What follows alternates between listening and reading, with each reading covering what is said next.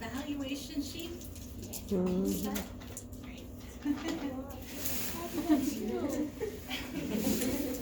There might be people that join us. We did a move from our original space, that was the Dakota room, on some handouts that went out early in the year. We had a career fair going on for automotive. You'll see about 300 high school students walking around campus, getting tours and learning more about our transportation programs. So I'll be doing the LinkedIn here. So if we need to cuddle up for more space, we'll see what we can do. But yeah, we can always go into the next room if anybody else comes. So how many of you have been in the Career Center, inside of it, actually sitting inside or something? Okay, a few people, right? How many of you saw it on the campus tour, the Career and Transfer Resource Center it's now called? Some of you might have come in when we were the Career Services Office. So I've been here at DCTC for 4 years. And before that, I have about 12 years of total experience in HR and in our career services areas at different institutions. How many of you knew when you came to school here that, hey, I know exactly the major that I want, that you were like determined this is it? Quite a few of you, how nice is that?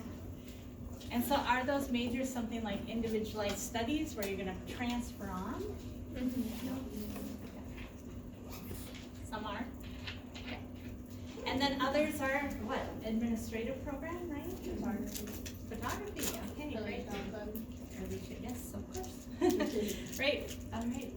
And so how many of you didn't know what you were going to be when you grew up? Like, it was a struggle to decide where you were going to go to school, what you were going to do. So I started out as a PSEO student. Anybody been a PSEO student?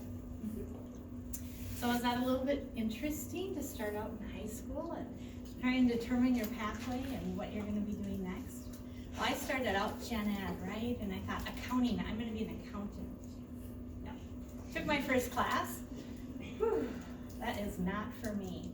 So what we're trying to do is prepare you through all of your journey, whether that's starting out as a PSEO student or someone that's coming back to school after a long career in something else as an adult learner.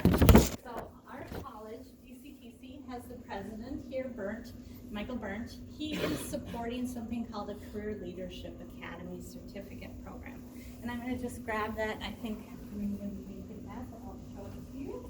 You can grab it in the back when you leave if you want. But all of you, as part of today's session, have already become part of the Career Leadership Academy. So you're just signed up automatically. And so what we found across the nation is the National Association of Colleges and Employers, which I'm part of, has said that employers are saying that we're not as work ready as we would expect. So students might say, hey, I think I'm 90%, 90.9% rate themselves as very to extremely proficient in teamwork. How many of you did teamwork in like elementary, high school, middle? Yeah, right? We all think we're very proficient in this. But what did employers say across the nation? And this is new information as of 2019 and a job outlook survey from them. Employers rated the students as very to extremely proficient in that same category. How much? Give a guess. What do you think? Percentage? Yeah, what percentage? 32. Oh, interesting. That's really low. but good for you.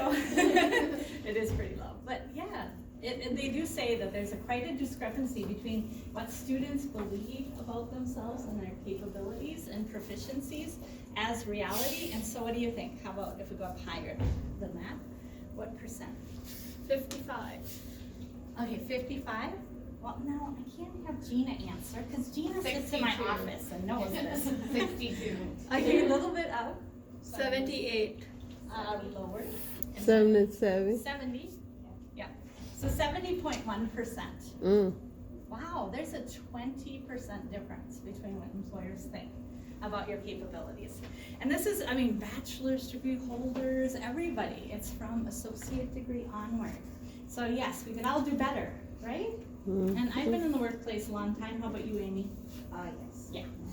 Could we all do better in what we do, right? So there's 8 different competencies that they've developed that say that these are the ones we want to see our students concentrate on, and so they're on this certificate. On the back side, and we'll do this for the spring, so if you didn't feel like, hey, I got the time in the fall and you're still here in the spring, you can still do this. 4 of the 8 activities, all you have to do is different ones, and then you'll qualify for a certificate. And so we hope to have you stand up at graduation and commencement and be recognized for that kind of proactivity, and you can put it on your resume.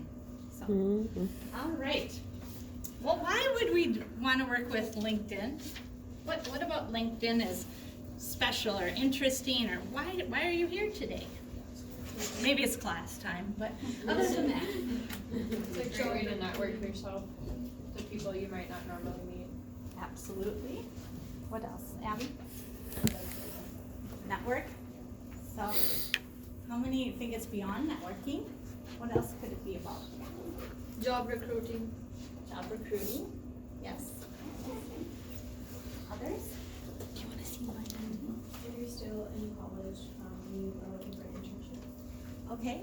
So some of the maybe informational interviewing, those are experiential experiences that we can gain while we're in school, like part-time work and so on. So connect within your industry, learn different career pathways, occupational information that you can research and do. What else could it be that you're going to learn in LinkedIn by participating? I gave it kind of a little way there. Learn. What can you learn within LinkedIn? Job success rates. Oh, So like what occupation has the highest success rates? good, good. So you could do occupational research out there. You could follow career counselors like me, and you could find that there's the Bureau of Labor Statistics, and there's other things that are resources that are shared on LinkedIn. So that's one of the things about LinkedIn is it's about learning too. You can learn within your industries and fields. So for early childhood and youth development, we could follow thought leaders. We could follow people who are doing best practices in their centers, right? So we could learn from each other, and that's part of LinkedIn too. So let me just give you a kind of summary of our center so you know where to find it. So you can always do career services, would be just as easy, or career and transfer center, and you'll get to our search bar. It's also on our resources, a shortcut, so you can get there a little sooner than this. And here is our center for just learning about it. Here's some of the flyers we have. One of them is back there. The other is a transfer checklist and worksheet. And so we have the capability to help you with your next steps in your progress throughout your career. You can come back as an alumni. We serve you for free. Could be 10 years, 20 years. We're actually celebrating our 50th year anniversary here at DCTC. And I've seen our alumni from way back come back and have appointments for job search, for maybe I want to have a career advancement opportunity, so resume, salary, etc., and transfer possibly checklists and worksheets. So this right here will help you to know our steps for that process, as long as, and also a worksheet to fill out with. You can start in my center, and then there's our academic advisors to help you with classroom course selection, I should say. Resume help. There's a video right on here, so you can get out there. You can go to College Central Jobs, and you can pull this up. You can get resources like resumes and cover letters and so on. So, let's get into LinkedIn. What is it about?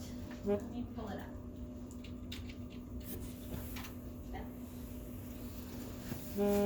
So, how many of you have a LinkedIn? All right. Beautiful. And how many of you just put that out there, maybe in high school or somewhere else, and don't use it at all? Or hardly? Okay, some people. Pretty much, right? So, yes, the one thing about the objective that we want to do, I have too many passwords.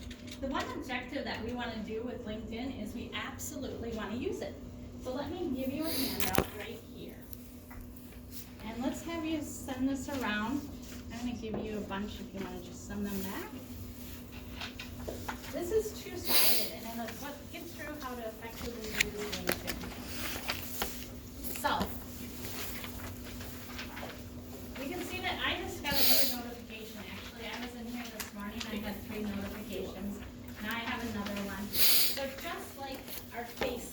very similar. You're gonna get notifications, you're gonna have some information about people within your network. So this person is promoted at the U of M, etc. So we have different notifications. You could actually click in and interact with those. You could share, you could click into their profiles, and so on. So you can see some statistics here. This is my profile area. And then we have Dakota County Technical College. We can go in there and we're going to show you how to look up alumni. So that's really helpful. You can also look up employees of DCTC as potential contacts. But especially our alumni is really great to look at. I have a premium account that I pay for, so I get a little more statistics than some people. Like I have 2,200 connections, and then I have about 119 views of my profile in the recent past. Also, over here, I have, where is it? It's not showing up right now, but it was this morning. I have LinkedIn Learning. So, it'll come back in a little while. And refresh. Okay, so discover courses, see my courses in LinkedIn Learning. You, as part of Dakota County, if you're living here as a resident in a lot of the different counties throughout the metro area, you have LinkedIn Learning. It used to be lynda.com, and that's free to you as a resident. You can talk with your library about that. So you could go in here and you could actually do things like tips for better business writing, just perfect for Amy's class. You could do interviewing techniques, and you could get a lot of resources. So this is a learning platform as well as your LinkedIn area for a lot of people. So if you don't pay account, just do it separately. Here's your network button, so you can find out who's in your network, do some searches and so on. You can see the invites that you've sent out and those that you've received. So just like in Facebook, right, you're gonna send out your invites to people, get to know them. How many of you know that you're gonna have to put a message in there, right? That would be great. So if I put in, Amy, can I use your LinkedIn? I don't have the message, but you can. I can do Marie's too. Let me try and Lynn. Maria's in my office. And she's gonna be coming, but she got hung up in traffic. So right here is Marie's, and she's here. Oh, there she is. So Marie has a first connection to me, so I'm already connected. I bet I am already to you, Amy, too, because I did that quite a number of years ago with all of our employees. And let's see, who could I connect with? Let's go with Jason Tetzel. Is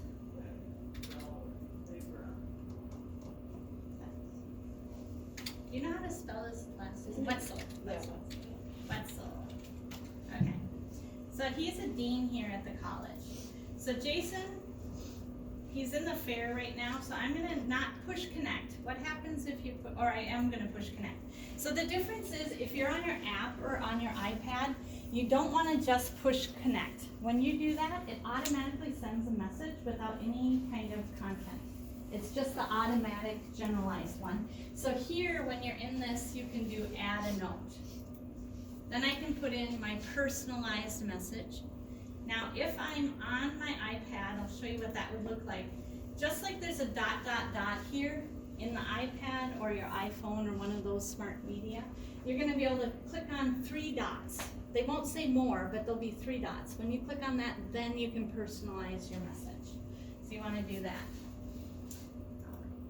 Going back to Marie's profile, let's see what a profile looks like.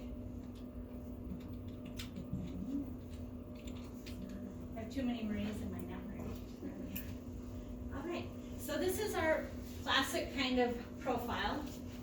It talks about where she's currently working or has a work experience. Do you have to only put work experiences down in LinkedIn? No. Absolutely not. So you could put in experience, any of those. That could be hobbies. It could be things that you did in high school. It could be things that you're doing in college if you're part of Minnesota Lead and you go to conferences, etc. With Student Senate, you could put it in. So some of those content will be right here. And they're kind of these truncated. little mini summaries. So you'll notice that they don't show you much. You have to click into each of the summaries to get in. So if I click on Title 3, oh, do we not have any? Mine's not a good example. Okay, you're not a good I've got to develop, I have to work on my LinkedIn profile. Oh, that's okay. Prior. So I'm gonna go ahead and add prior. All of these resources that I have up here, I'm gonna give you one more in just a little while that I did print out, but some of them are quite long. I have a LinkedIn guide that is multiple pages, and it goes through a lot of different categories like privacy and backup, how to connect authentically, personal branding and career advancement, mobile app for LinkedIn. I mean, there's a lot of content here. So this is available to you. I can send out to everyone by your email if you want, or I can also distribute through your teacher. So if you signed up today, which I hope you did in the back, then I can get this information out to you. I was also at a Minnesota Career Development Association, LinkedIn and Twitter presentation by a professional here in the Twin Cities. And so there's a lot of content in here also about Twitter. So if you're interested in getting involved in that, I have been on Twitter for a number of years. I find it actually very beneficial in my industry and field. But there's things like here, 60% of recruiters use social networking sites to research their candidates. I know somebody that works at Alina Health. They're in the talent acquisition area, and they had 2 weeks of full-time training, 5 days a week for 2 weeks, to learn how to use social media to look at passive and active candidates. So those that aren't even looking, they're going out there for those high-need positions, the ones that they really need to fill. You know probably that Alina is one of the largest employers here in the state, about 33,000 employees, I believe. So yeah, Mayo Clinic is bigger, but there's opportunities to get out there and get known. You can even turn on within LinkedIn that you're job seeking.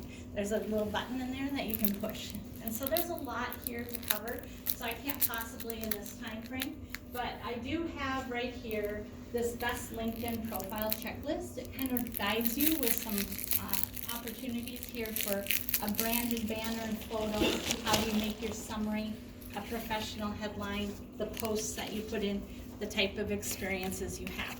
So this one is available too by email, and I can send that, or also do it and put up on the classroom page if you want. The handout that you have goes through a lot of these different areas, the sections within your profile. So Anne has kindly let me always use her profile here. So she has 500 plus connections. I believe it's thousands and thousands. She's very famous within our Twin Cities area. She's been with the St. Paul, Minneapolis and St. Paul Business Journal, doing workshops on social media, especially LinkedIn, for business professionals, those that are out there like judges and lawyers and people in our society here in the Twin Cities that are really high level. So she does personal coaching and mentoring as well.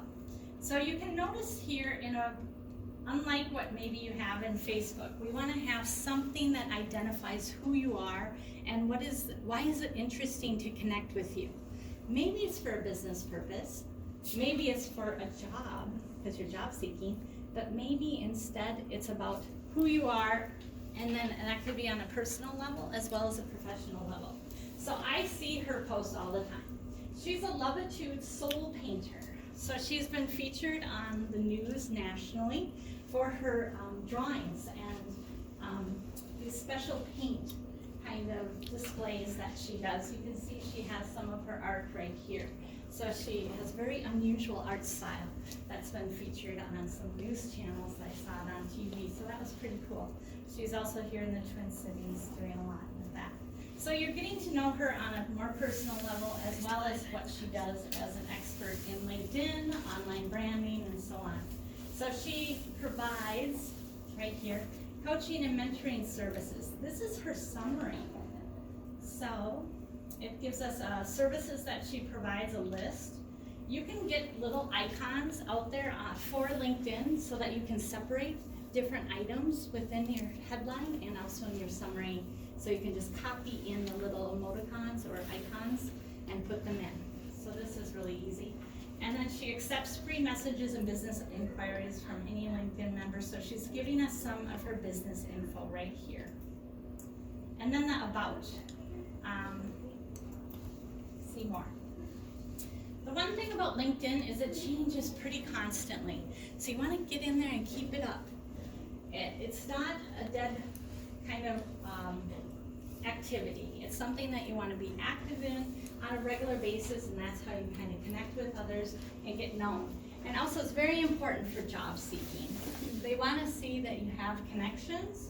500 plus is better, but if you can even get up to 100 with friends, family, people you know from school, connect with each other. You're all going to go somewhere else at some point in time, but I have connections going back years, and they've changed jobs, but I always know how to get hold of them. And also inside your email address that you put in, make sure that you have at least 2 email addresses when you set up your LinkedIn. Because if one of those goes defunct, like a work email, now you can get locked out of your account and you have to call up LinkedIn and you have to try and get back in. So I always have 2 email addresses. What else? So the about. Look at how she's put her about together. She used some of those icons and she's divided them into capital letters to divide up the summary area so you can learn about her. What are her specialties? This is about personal branding and what value you bring, right?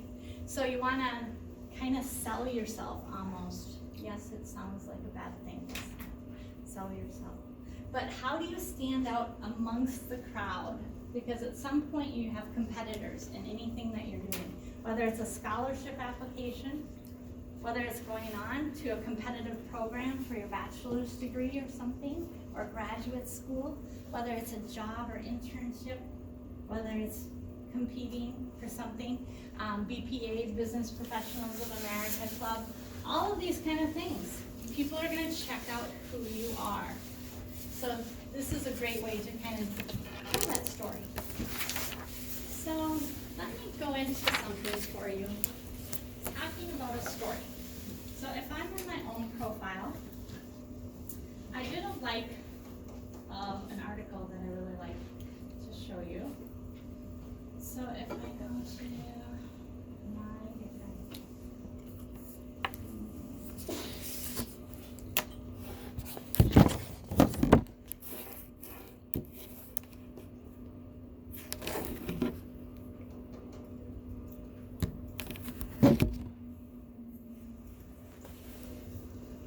they're not letting me do this. They just changed this.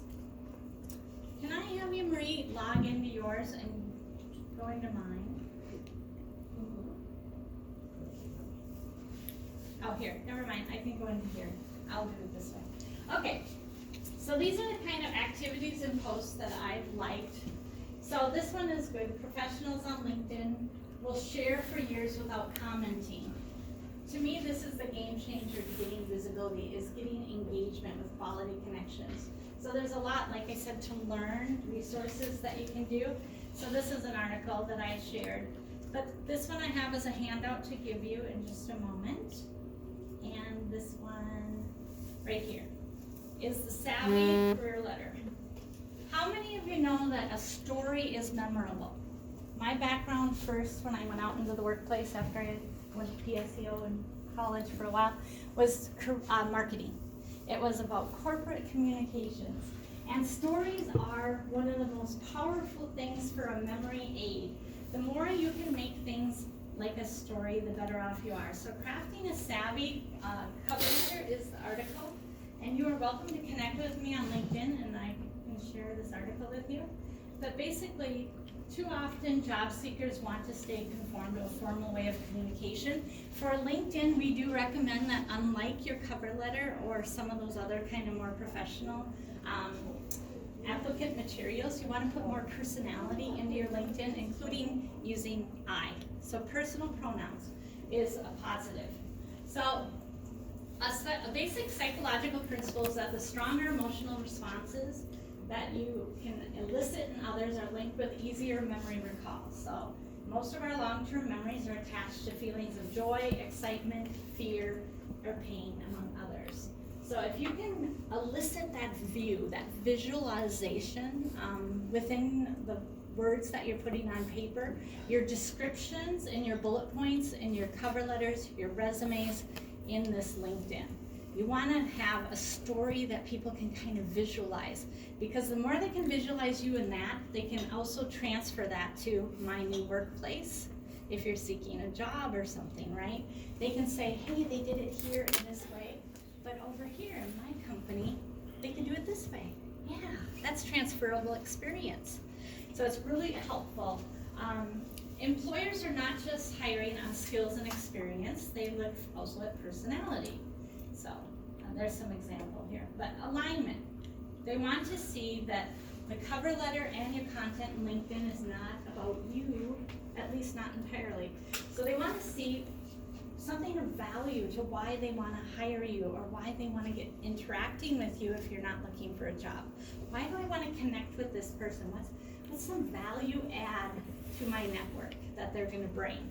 So we want to say, why me? And that's what you're trying to convey here. So I always say for cover letters and your resume materials and stuff, think about the perspective of the employer. They're the ones that are hiring, they're spending money to fulfill a pain point or a need. So how can you fulfill that? What do you contribute? What do you offer? So the old objective that we used to have in cover letters is outdated. It's not helpful. You want to make sure that you're putting in there some interesting content that shows how you supply what they're looking for. You stand out as that one candidate with something unique. And so that's why you're doing it. Then you want to look at your values. So again, that's some of that. And also what resonates with you and with them. So if you're getting to out in, let's say, a specialized field, so you want to get into politics or something, or public policy, and you're going to talk about what are the values of social justice, of community engagement and change making, right? Of bettering our public health, or those kind of things. You want to put out there those value statements, the things that are who you are and what you can bring to this initiative, whether it's grassroots or a more formalized kind of thing. Void. So what's that void? What is the company missing and how you can fulfill it? And of course you want to show that you're authentically interested in the company. So that's part of those values things. And then a yearning. This is usually undeniably absent in most cases, but what do you have a yearning to do? Create, grow, or change? And that's showing that passion, energy, vitality, the why of what you are doing, why you're going into your field or your industry or your area. So that's important. They want to know, why did you come to school? Why are you pursuing this education? Is it cheap? Is it free generally for most people to go to school? No. So you are putting your assets, your money, your time, your efforts, a lot of different things into the schooling experience. So show why. What's behind it? It's really important to do. So all of this is basically outline your vision of how you want to be better in your profession. What are you? You're a driven and energetic professional, eager to contribute something special and make meaningful contributions. So all of this is some of the things that you could get on LinkedIn. Learning more about these. Going back to Ann Pryor's, let me go back there.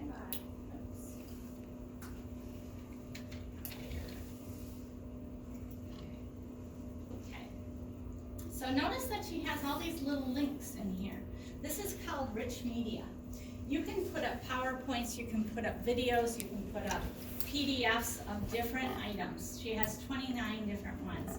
So you could actually view these close up. And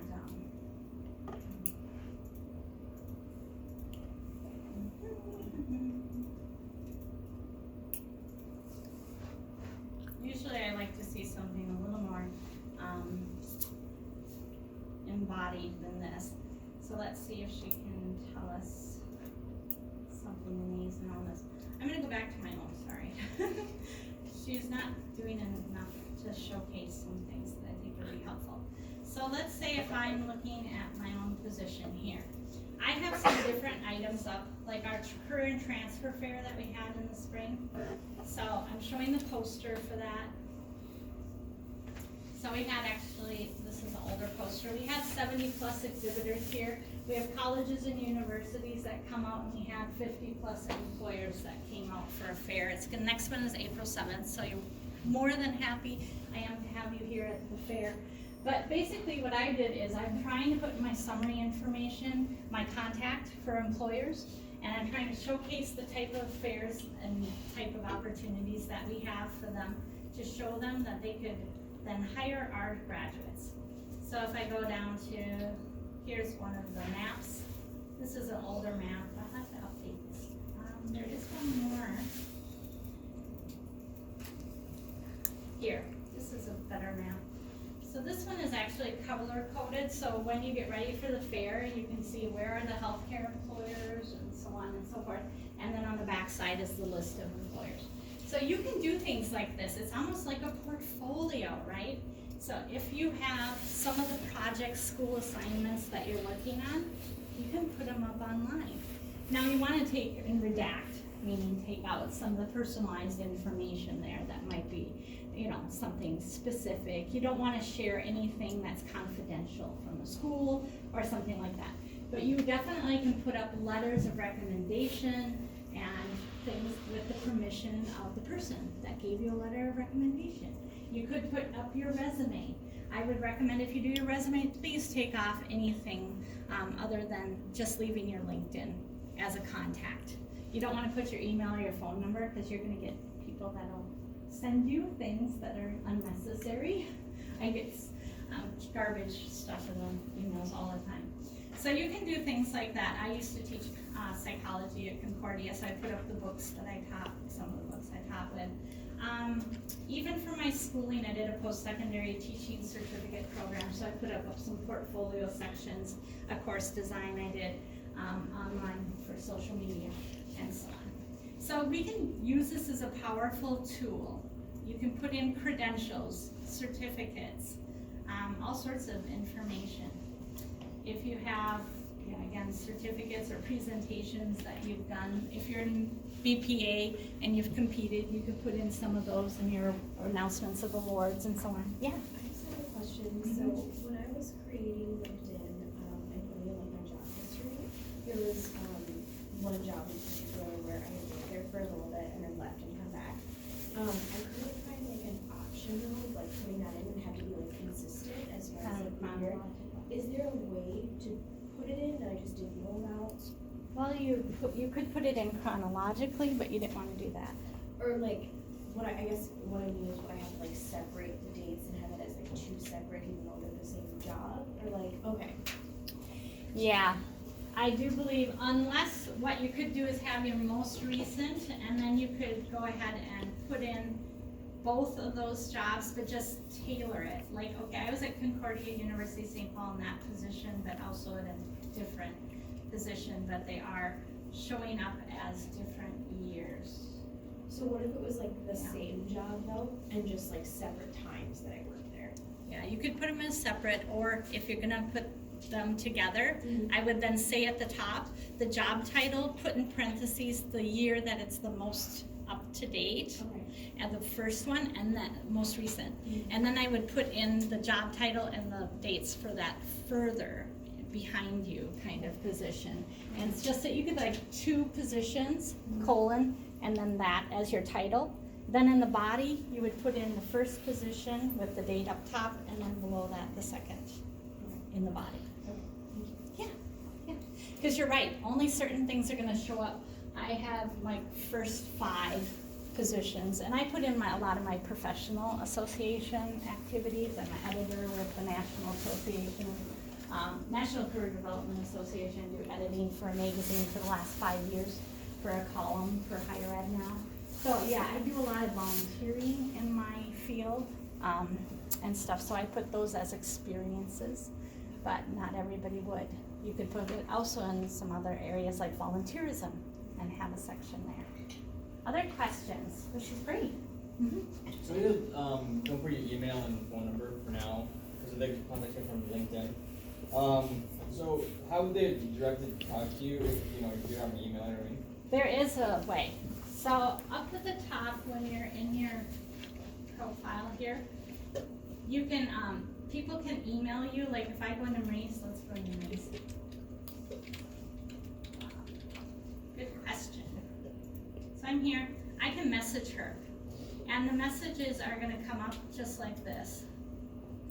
These are messages I have with other people. Okay. So these are real time. I did one of my sessions for Professional Week with the Architectural and Interior Design program here at DCTC in the spring. And I reached out to the person for the Minnesota Career Development Association that did that LinkedIn and Twitter. And she happened to be online at the moment. She real-timed me a message back. So this is real time, but it'll also stay there as a message that you'll be able to get into. So you can do that. This automatically goes to the default as your primary email. So if you use Gmail and that's how you sign up, it's gonna send it to your Gmail account to say that you have a message in LinkedIn so that you will know that it's here. Because not everybody's in here every day, right? Also here is contact information. When you click on this, you would see some of her kind of contact information and so on. So you can put in there an email address. You can block people if you want, but I wouldn't put out my phone number necessarily. I don't know about you, but I'm getting lots of political types of messages lately. No, I don't know how to make this go little. Well, you're gonna have to look at it, I guess. But yeah, what other questions? Mutual connections. So you will see both those that are mutual, and sometimes people have their connections be viewable. I don't. I hide my connections. I don't want 2,200 people to have to deal with other connections coming in and seeing who they are and then reaching out to them as if they know them and stuff. You can notice that the little logos for where you work will populate once you put in the URL for where you're working. So you can customize that information. Also, there's this is experience section, right? And down here is education. Then you're gonna have your licenses and certifications. This is all in that handout that you have. Volunteer experiences could be here, and again, those. Let me go to mine. I don't think she has it filled out, but you can also go in and have people endorse you for different things. So let's say that I go down here and I'm endorsed by 99 plus people for career counseling, etc. If I click on this, I can see a list of those who have endorsed me. This used to be a bigger thing than I think it is nowadays, than something that people do. But if you do show more, it'll show you how many people did endorsements in different categories. So you want to get known for what you're doing, your specialties, and then recommendations. So you can get recommendations from your coworkers, from people that you've worked with, and so on. So Anna Voigt is in student life. And accomplishments, organizations, courses, things like that, you can put it in. So this is a really rich environment, right? And it's up to you how you use it. Do you want to have it really be robust, or do you want to have it be more limited, and so on. And I'm going to hand